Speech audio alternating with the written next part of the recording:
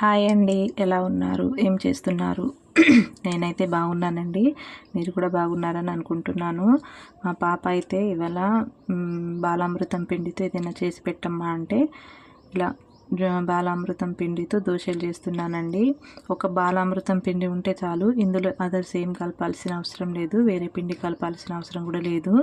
ఇది ఒక బాలామృతం పిండిని మనకు ఎంత కావాలో అంత క్వాంటిటీలో తీసుకొని తగినన్ని వాటర్ పోసి మనం సేమ్ దోశ బ్యాటర్ ఎలా కలుపుకుంటామో అలా కలుపుకుంటే చాలు. కలుపుకున్న తర్వాత హాఫ్ ఎన్ అవరు నానబెట్టాలండి. హాఫ్ ఎన్ అవర్ తర్వాత చూస్తే ఇలా పిండి మొత్తం వాటర్ని అబ్జర్వ్ చేసుకొని కొంచెం గట్టిగా పడుతుంది. ఇలా దోశ బ్యాటర్ అంటే మరీ పల్చగా కాకుండా మరి మందంగా కాకుండా మీడియంగా ఉంటే చాలు. తర్వాత ప్యాన్ వేసుకొని అందులో కొంచెం ఆయిల్ వేసుకోవాలి. ఆయిల్ వేసుకొని అది ప్యాన్ మొత్తం స్ప్రెడ్ చేసిన తర్వాత దోశ వేసుకోవడమే. దోశ వేసుకున్న తర్వాత మరి మనం రెగ్యులర్గా చేసుకునే దోశలాగా కాకుండా కొంచెం మందంగానే వేసుకోండి. మందంగా వేసుకుంటే ఏంటంటే మనం తిప్పేటప్పుడు టర్న్ చేసేటప్పుడు విరిగిపోకుండా ఉంటాయి. చూడండి, కొంచెం కాలిన తర్వాత తిప్పేసుకుంటే సరిపోతుంది.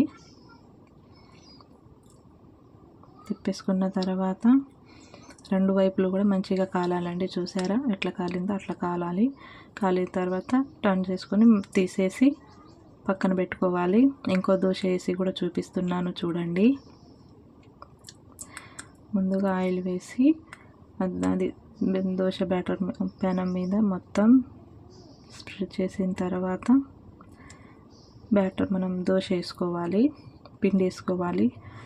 సేమ్ ఎలా నేనైతే ఎలా వేస్తున్నానో అలాగే వేసుకోండి. మరి పల్చగా అయితే మనం రెగ్యులర్ దోశ చేసినట్టు చేస్తే మనం టర్న్ చేసేటప్పుడు ఇరిగిపోతాయండి. కొంచెం మందంగానే ఉండాలి.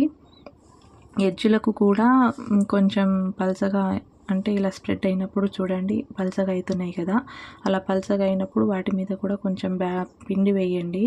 నేను ఇప్పుడు వేస్తున్నాను, అలాగే వేయండి. వేస్తే ఏంటంటే మనం టర్న్ చేసినప్పుడు అవి కూడా విరిగిపోకుండా ఉంటాయి. మంచిగా వస్తుంది, ఈక్వల్గా వస్తుంది,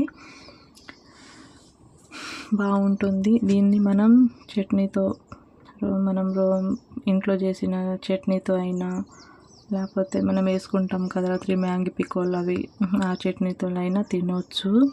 సూపర్ ఉంటాయండి. పిల్లలకైతే హెల్తీ ఫుడ్ ఇది. అంగన్వాడీ వాళ్ళల్లో ఇస్తున్నారు. ఇందులోనే అన్ని రకాల పోషకాలు ఉంటాయి కాబట్టి పిల్లలకు పెట్టవచ్చు. మంచి తినే వారానికి 2 సార్లైనా ఒకసారైనా పెట్టాలి.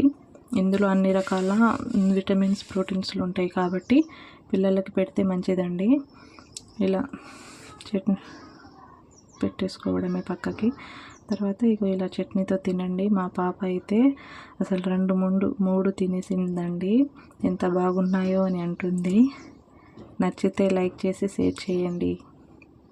మీరు లైక్ చేయడం వల్ల మేము కూడా కొత్త వాళ్ళం కదా, మాకు కూడా కొంచెం సపోర్టింగ్గా ఉన్నట్టు ఉంటుంది. ఛానల్ అయితే సబ్స్క్రైబ్ చేసుకోండి. చూడండి మా పాప ఎలా తింటుందో. 2-3 తినేసిందండి.